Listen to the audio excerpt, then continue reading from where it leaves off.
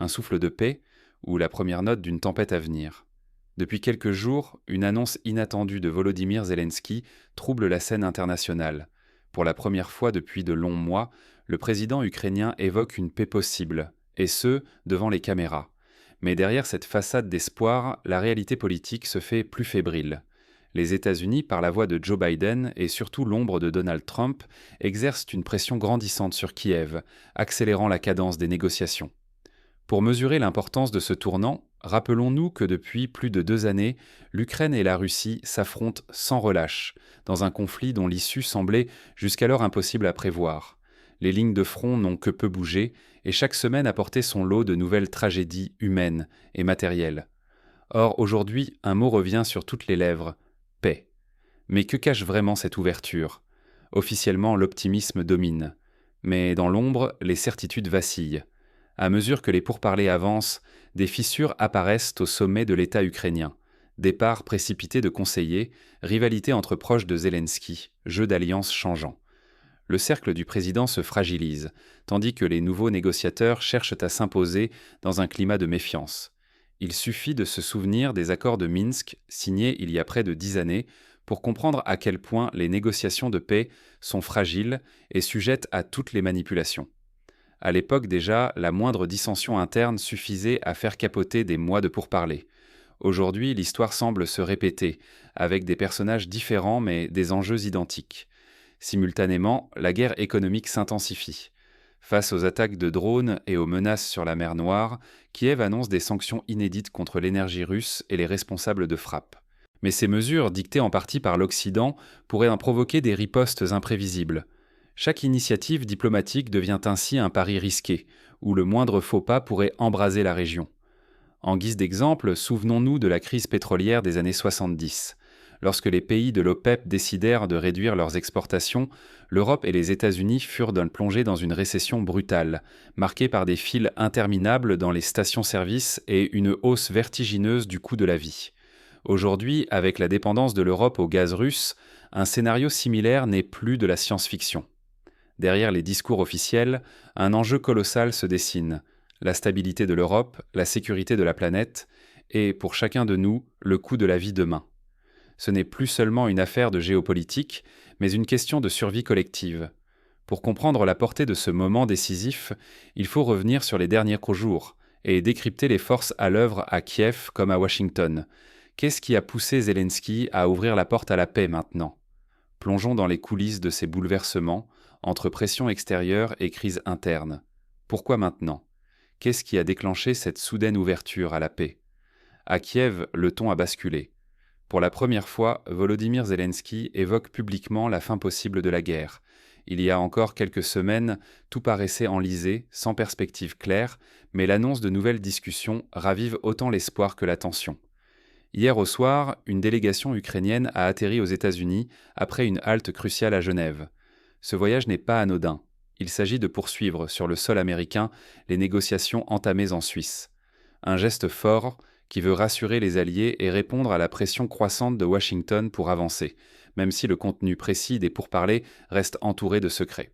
Ce contexte rappelle celui de la conférence de Yalta en 1945, lorsque les Alliés se réunirent pour redessiner la carte de l'Europe à la fin de la Seconde Guerre mondiale. À l'époque, les enjeux étaient planétaires et chaque séance de négociation pouvait faire basculer le sort de millions de personnes. Aujourd'hui, l'histoire semble rimer, et les pressions américaines sur Kiev rappellent la force de persuasion dont disposent les grandes puissances dans les moments décisifs. À la tête de cette délégation renouvelée, Rustem Umerov, secrétaire du Conseil national de sécurité, a été choisi comme négociateur en chef par Zelensky. Peu connu du grand public, Umerov intrigue, on le dit déterminé et discret, mais sa véritable expérience diplomatique est encore à démontrer. Autour de lui, d'autres figures récentes, ministres et diplomates promus à la hâte, interrogent sur la cohérence d'une équipe montée en urgence. Mais l'ombre d'Andriy Yermak plane sur les négociations. Conseiller tout-puissant, il est soupçonné de piloter un gouvernement de l'ombre, court-circuitant parfois les institutions officielles pour imposer sa ligne. Sa mainmise sur les nominations et les choix stratégiques provoque des tensions croissantes à Kiev, où la valse des ministres et ambassadeurs, évincée sans explication publique, nourrit les doutes jusque dans les coulisses du pouvoir. Pour donner un exemple concret, il y a quelques semaines, le départ soudain du général Valery Zaloujny, jusque-là chef d'état-major, a secoué l'opinion publique ukrainienne. Beaucoup y ont vu la main de Yermak, prêt à sacrifier des personnalités populaires pour ne pas risquer de perdre son influence auprès du président. Ce genre de manœuvre rappelle les purges politiques fréquentes dans l'histoire, comme celles observées sous Staline ou même dans certains gouvernements occidentaux lors de périodes de crise aiguë. Face à ce tableau, les partenaires occidentaux restent prudents. Beaucoup s'inquiètent de la solidité de cette équipe hétéroclite, où l'inexpérience de certains pourrait coûter cher. Si les négociateurs peinent à parler d'une seule voix, la crédibilité de l'Ukraine s'effriterait, menaçant la confiance de Washington et l'unité de la coalition occidentale tout entière. Derrière l'image affichée d'un front uni, la réalité s'avère nettement plus fragile.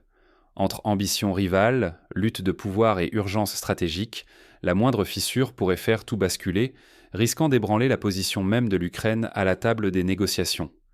Pourtant, alors que ces tractations s'intensifient, une question hante les couloirs du pouvoir. Qui, en réalité, décide de la marche à suivre ? Les prochains jours pourraient révéler des fractures insoupçonnées. Le vrai combat se joue loin des caméras. Fauteuils, réseaux d'influence et menaces économiques. Voilà les enjeux réels, bien plus que de simples déclarations de paix. À Kiev, la lutte pour le pouvoir atteint un point de rupture. Andriy Yermak, bras droit du président, est désormais soupçonné d'écarter méthodiquement ses rivaux pour consolider son contrôle sur l'appareil d'État. Plusieurs figures majeures, parmi lesquelles Mikhailo Fedorov, Dmytro Kuleba et le général Valery Zaloujny, ont été poussés vers la sortie ou marginalisés. Cette purge sourde fragilise l'équilibre déjà vacillant du leadership ukrainien. Mais les tensions internes ne sont qu'une partie du tableau. Sur le plan économique, Kiev annonce de nouvelles sanctions retentissantes. Rosneft, Lukoil, tout le secteur énergétique russe sont désormais visés. Ces mesures coordonnées avec Washington cherchent à étouffer l'économie russe, mais pourraient se retourner contre l'Europe entière, déjà affaiblie par la hausse des prix de l'énergie. Un mauvais calcul, et c'est l'économie du continent qui dérape. On se souvient du précédent de l'embargo russe sur les produits agricoles européens en 2014, suite à l'annexion de la Crimée. Les agriculteurs français, espagnols ou polonais avaient alors vu leurs exportations s'effondrer, provoquant des crises économiques locales et des manifestations massives dans plusieurs capitales européennes. La réciprocité des sanctions s'avère souvent un jeu dangereux à double tranchant. Pendant ce temps, la guerre hybride s'intensifie. Les attaques de drones se multiplient et la possibilité d'un affrontement naval en mer Noire devient chaque jour plus tangible. Les experts évoquent désormais un risque d'escalade susceptible d'embraser toute la région, bien au-delà des frontières ukrainiennes. À titre d'illustration, la récente attaque contre un dépôt pétrolier russe dans la région de Krasnodar a immédiatement fait bondir les prix du baril sur les marchés mondiaux. En quelques heures, le monde entier en a ressenti les effets, preuve que les conflits locaux ont des conséquences globales quasi instantanées. La pression américaine s'accentue.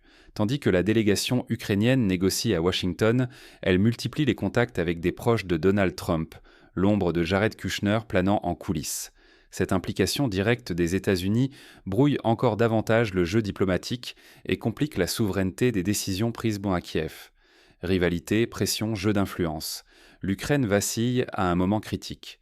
À la moindre erreur, ce n'est pas seulement l'avenir du pays qui bascule, mais aussi la stabilité de l'Europe et la sécurité mondiale. La marge de manœuvre se réduit dangereusement. Ce climat de tension rappelle d'autres moments de l'histoire contemporaine. Pensons à la crise des missiles de Cuba en 1962. À cette époque, la moindre erreur d'interprétation aurait pu plonger le monde dans une guerre nucléaire totale. Aujourd'hui, la prudence reste de mise, car chaque décision prise à Kiev ou à Washington peut avoir des répercussions planétaires. Dans cette atmosphère de tension extrême, chaque décision devient un pari aux conséquences imprévisibles. Le moindre faux pas pourrait précipiter la région dans une crise majeure. Et si ce fameux processus de paix ouvrait une véritable boîte de Pandore au lieu de calmer la tempête ? Sous les sourires diplomatiques, chaque geste, chaque concession risque de déclencher une réaction en chaîne incontrôlable. Parlons des scénarios qui pourraient en faire basculer toute la région et bien au-delà, loin des promesses affichées devant les caméras. Première alerte, des drones frappent soudainement des navires russes en mer Noire. La Turquie et le Kazakhstan réagissent aussitôt, dénonçant une menace grave pour la sécurité régionale. Ce n'est plus seulement un duel entre Moscou et Kiev, une ligne rouge est franchie, Des voisins jusqu'ici prudents montent au créneau et la tension s'étend.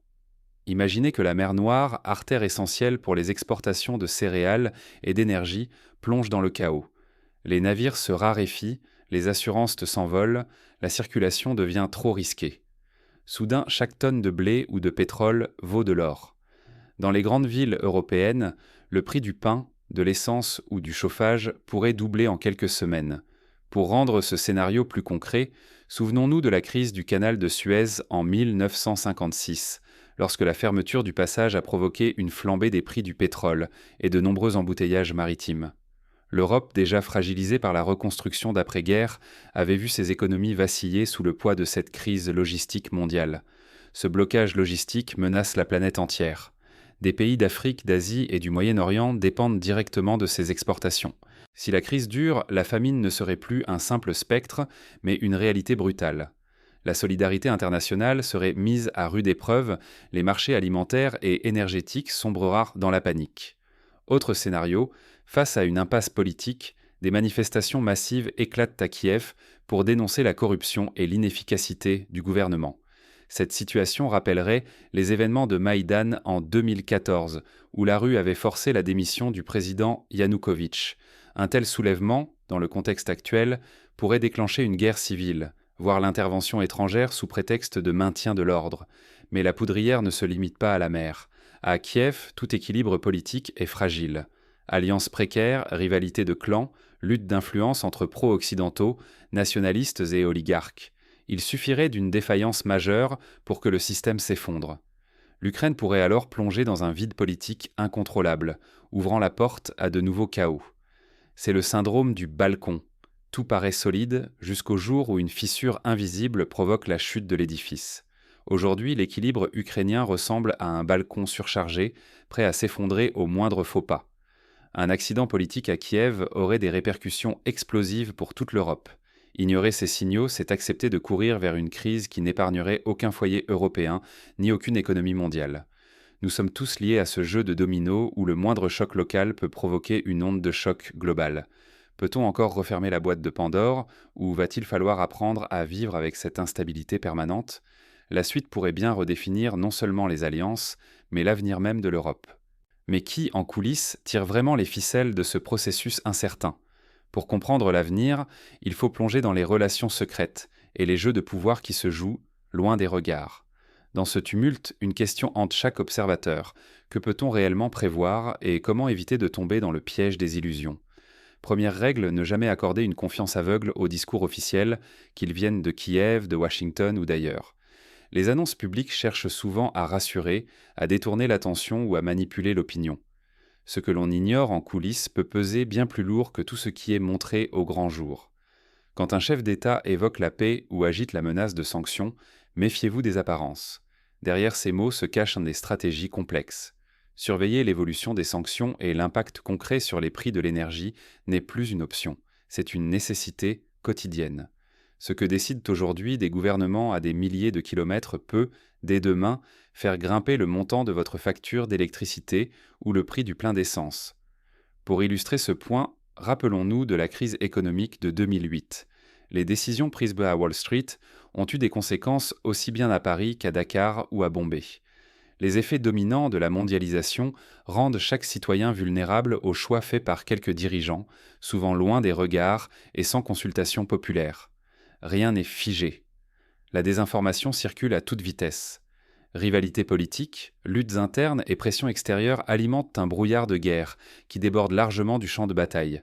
Face à cette opacité, rester passif, c'est se condamner à subir sans comprendre. Pour anticiper les répercussions sur votre vie, multipliez les sources d'information. Ne vous limitez pas à un seul média ni à une seule langue. Confrontez les analyses, questionnez les intentions, demandez-vous toujours qui parle, pour qui et pourquoi. Cette vigilance télélernen, c'est la meilleure défense pour ne pas tomber dans le piège des narratifs imposés. Soyez curieux, mais aussi critiques. Abonnez-vous à plusieurs médias, suivez des journalistes indépendants, rejoignez des forums de discussion internationaux. Prenez exemple sur les citoyens suisses qui n'hésitent pas à se documenter sur chaque votation ou sur les Finlandais réputés pour leur sens aigu de la vérification de l'information. N'oubliez jamais, La paix ne se construit pas en un jour. Il faut du temps, des compromis et souvent des batailles invisibles, bien loin des caméras. S'informer, douter, rester curieux, c'est déjà refuser d'être un pion sur l'échiquier d'intérêts qui nous dépasse. Accepter les faits sans questionner, c'est se résigner à voir demain sa sécurité, son portefeuille et ses valeurs fondamentales dictées par d'autres. Alors, face à cette instabilité, comment réagir concrètement? Voici ce que chacun peut faire dès maintenant pour garder une longueur d'avance. Première étape, informez-vous sur les conséquences possibles des sanctions et des décisions géopolitiques. Par exemple, si une nouvelle hausse du gaz russe est annoncée, commencez à réfléchir à des alternatives énergétiques, même à petite échelle comme l'isolation de votre logement ou l'installation de panneaux solaires. Deuxième étape, discutez autour de vous. Plus un sujet est débattu publiquement, moins il est facile pour les décideurs de manipuler l'opinion à huis clos. Organisez des soirées débats, participez à des réunions citoyennes, échangez avec des voisins d'autres cultures. Troisième étape, engagez-vous dans des associations ou des collectifs qui militent pour la transparence et la paix. Même de petits gestes peuvent avoir un impact si chacun s'y met. À vous de choisir. Resterez-vous un simple spectateur ou deviendrez-vous ce citoyen lucide, prêt à affronter la tempête qui approche? Ce qui se joue aujourd'hui dans les coulisses feutrées de Kiev et de Washington n'est pas réservé à quelques experts.